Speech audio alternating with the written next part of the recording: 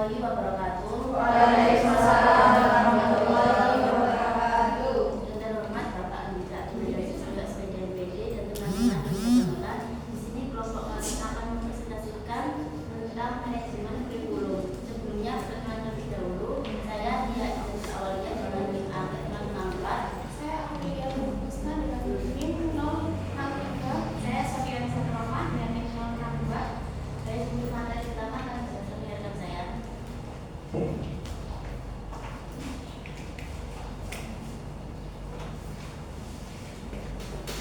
Yang pertama, pengertian manajemen kurikulum. Manajemen kurikulum merupakan suatu proses pengelolaan kurikulum secara terencana, teratur, dan terkoordinasi agar tujuan pendidikan dapat tercapai dengan baik. Jadi, bukan hanya soal isi pelajaran atau materi yang diajarkan, tapi juga bagaimana cara mengelolanya agar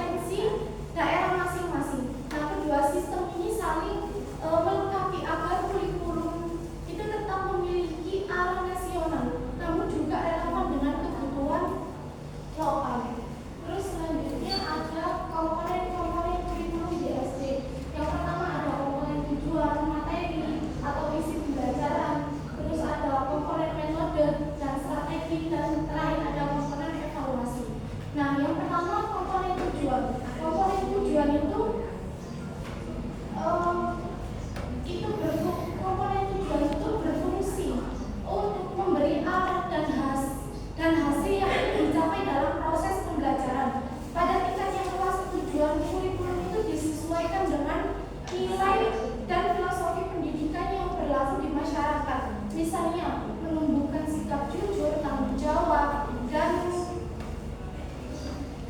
tanggung jawab. Sedangkan pada tingkat sekolah itu mata pelajaran tujuannya itu dibuat lebih spesifik. Dan kedua ada komponen materi atau visi pembelajaran. Nah, materi berisi apa saja yang harus dipelajari siswa agar bisa mencapai tujuan materi. Materi yang mencakup 3 aspek, yaitu kognitif, afektif, dan psikomotor. Dan yang ketiga ada komponen metode dan strategi. Nah, komponen metode dan strategi pembelajaran itu adalah cara atau strategi yang dilakukan guru agar tujuan pembelajarannya itu bisa tercapai. Dan metode yang dipilih itu harus disesuaikan dengan materi dan karakteristik siswa. Dan yang keempat ada komponen evaluasi. Nah, komponen evaluasi itu berfungsi untuk menilai apakah tujuan pembelajarannya sudah tercapai. Terus selanjutnya jelaskan. Dan selanjutnya ada prinsip manajemen kurikulum. Yang pertama ada produktivitas, yang kedua ada demokratisasi, yang ketiga ada kooperatif, yang keempat ada efektivitas dan efisiensi, yang kelima ada pengembangan visi, misi, dan tujuan. Yang pertama ada produktivitas. Produktivitas ini fokus utama manajemen kurikulum adalah menghasilkan hasil belajar yang optimal, di mana strategi manajemen harus diarahkan agar peserta didik mampu mencapai hasil belajar sesuai dengan yang telah ditetapkan. Untuk itu, setiap kegiatan pembelajaran harus memberikan hasil yang nyata dan terukur. Yang kedua ada demokratisasi. Demokratisasi adalah pada prinsip manajemen kurikulum ini, pelaksanaan manajemen perlu menjunjung prinsip demokratis ini, yaitu adanya kerjasama antar pengelola, pelaksana, dan juga penerapan peserta didik. Setiap pihak memiliki kesempatan untuk berpendapat dan berperan aktif. Tujuannya agar memiliki tanggung jawabnya masing-masing. Yang selanjutnya ada kooperatif. Kooperatif ini untuk mencapai hasil yang optimal diperlukan kerjasama tim, yaitu diantaranya kepala sekolah, guru, peserta didik, dan juga masyarakat yang pihak yang terkait untuk terlibat aktif dalam pelaksanaan manajemen kurikulum ini. Yang selanjutnya ada efektivitas dan efisiensi. Setiap kegiatan diperhatikan penggunaannya, waktu, tenaga, dan sumber daya agar tidak ada pemborosan sumber daya. Di mana tujuan kurikulum dapat dicapai dengan hasil yang maksimal dan waktu yang relatif singkat. Yang selanjutnya ada pengembangan visi, misi, dan tujuan, yaitu proses di mana manajemen kurikulum ini berfungsi untuk memperjelas, memperkuat, serta mengarahkan visi, misi, dan tujuan yang telah ditetapkan.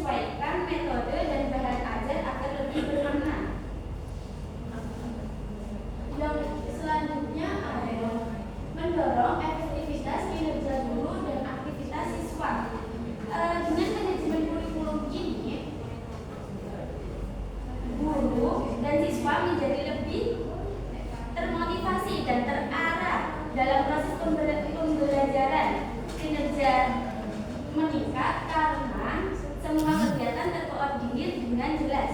Yang selanjutnya ada meningkatkan efisiensi dan efektivitas proses pembelajaran. Setiap tahap pembelajaran harus dipantau agar sesuai dengan rencana, dan hal ini membantu menghindari kesenjangan antara perencana dan pelaksanaan serta menumbuhkan motivasi belajar. Yang selanjutnya ada meningkatkan partisipasi masyarakat.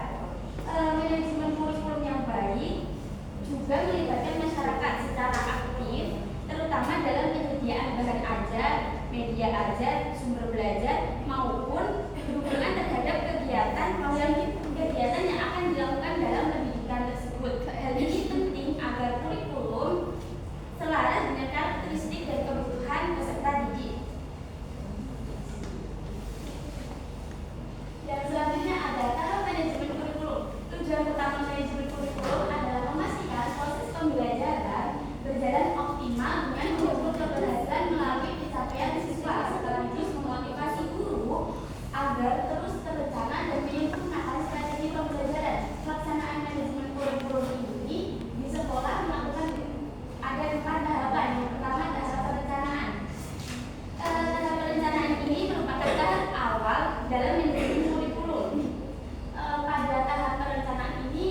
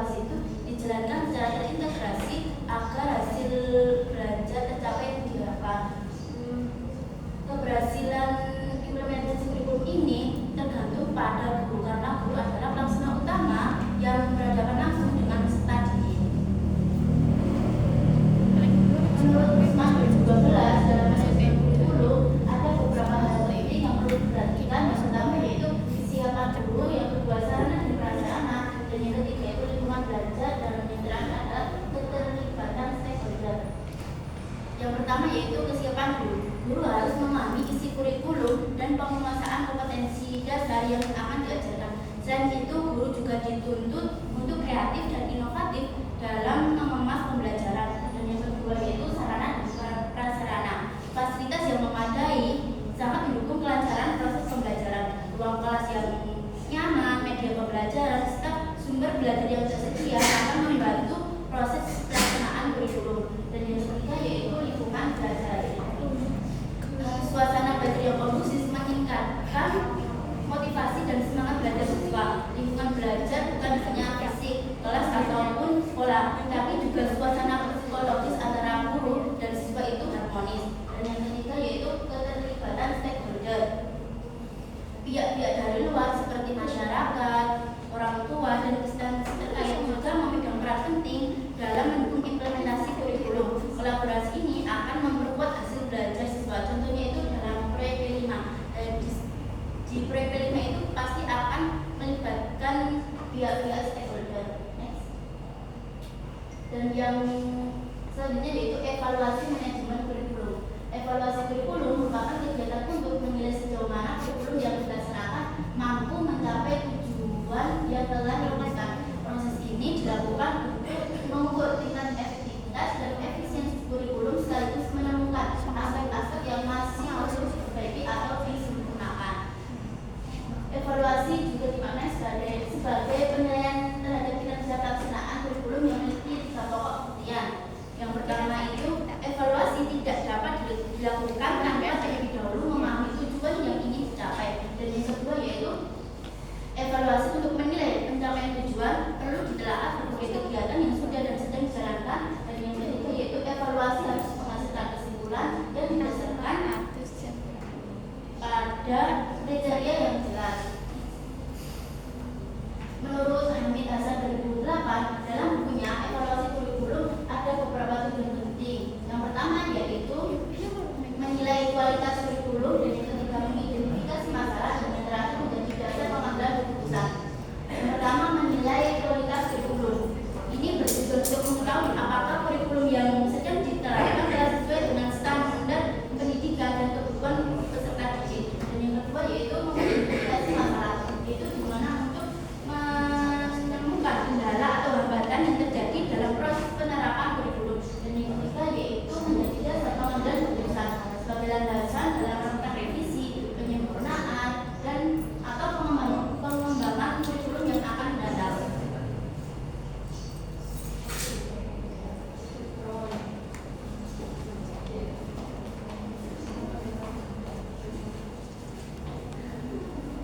Mungkin itu sekian dari presentasi dari kelompok kami. Mungkin dari teman-teman ada yang ingin ditanyakan.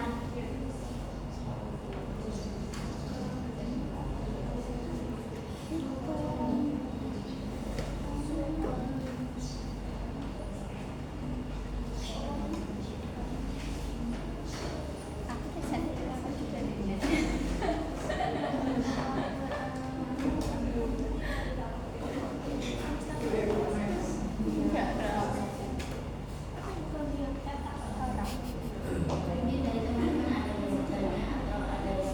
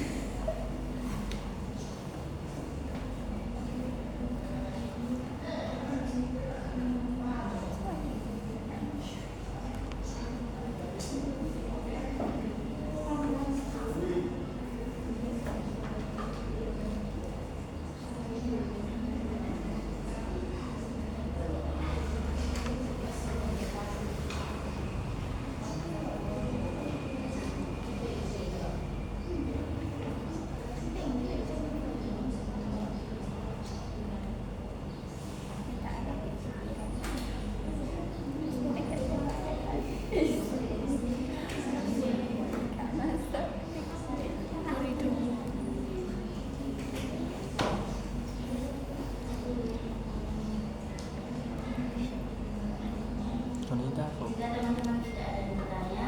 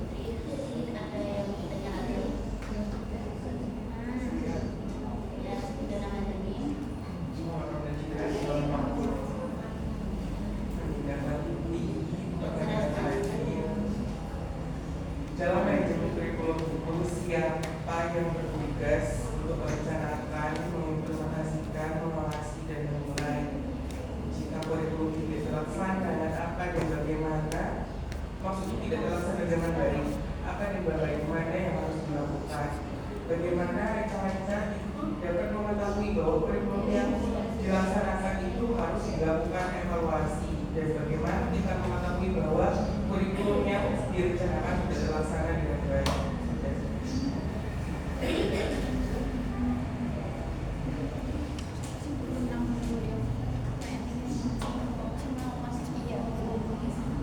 Mungkin dari yang lain ada pertanyaan lagi? Tidak. Baik. Izinkan kelompok kami untuk berdiskusi terlebih dahulu.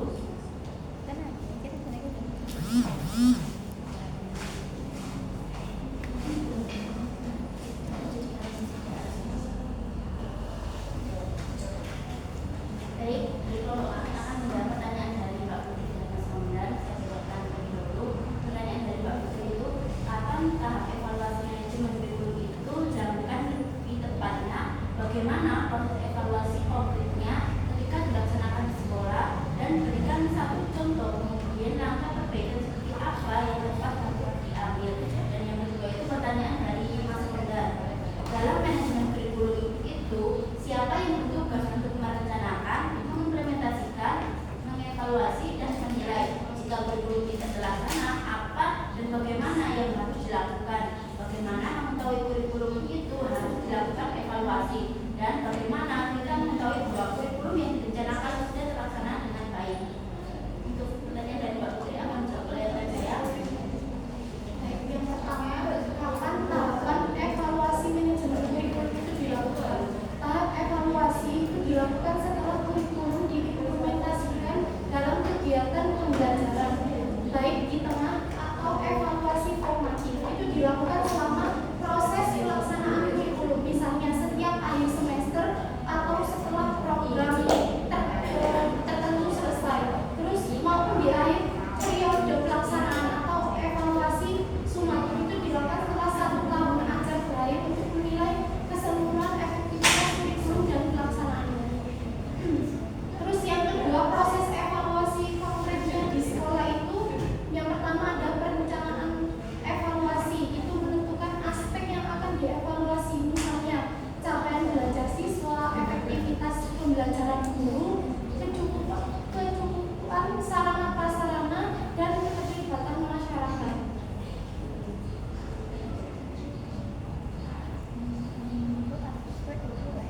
Terus ada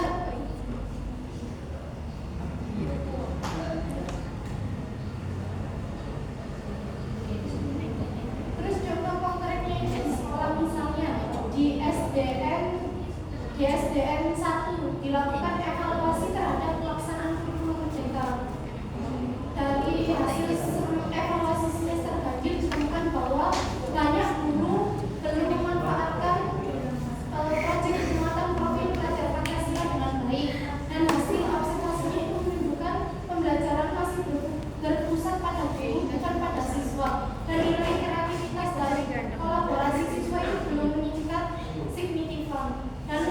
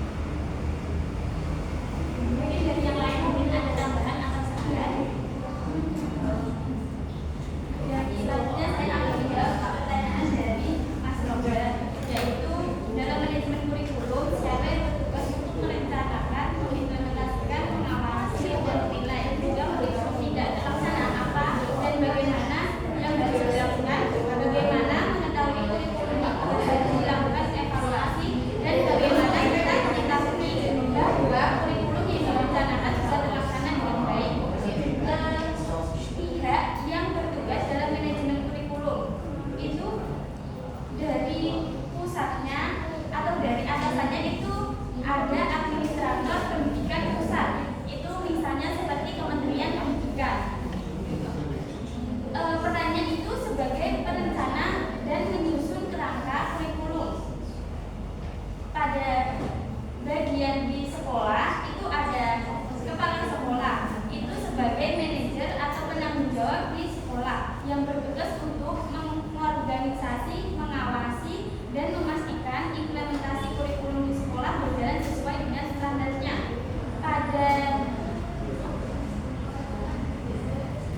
Pada pembelajaran di kelas itu ada guru sebagai perencana, yaitu seperti mengembangkan modul ajar, melaksanakan atau mengimplementasikan pengawasan, memantau proses belajar mengajar, dan menilai kurikulum di tingkat kelas.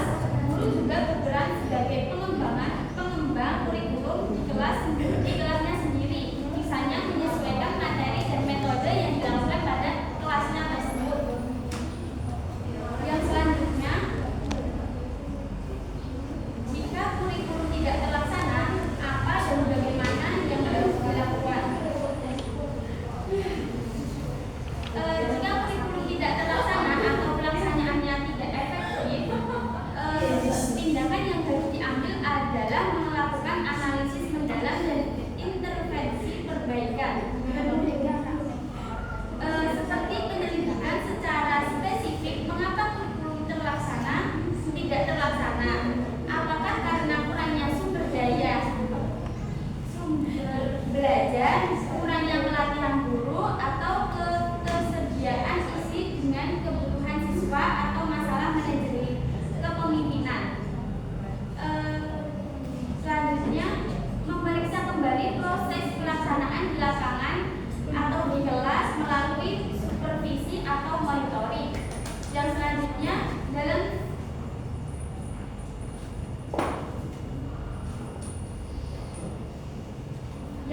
ada tindak lanjut perbaikan.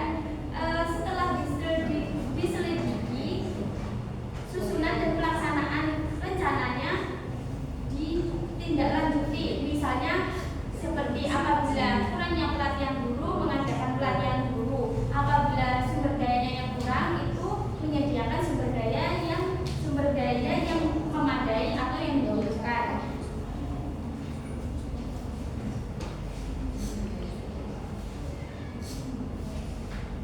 Saya akan menambahkan jawaban dari Mbak Sofi tadi. Ini melanjutkan jawaban Mbak Sofi tadi. Bagaimana mengetahui kurikulum tidak terlaksana? Itu dengan observasi kelas, melihat langsung proses pembelajaran, apakah guru menggunakan metode yang disarankan sesuai dengan kurikulum.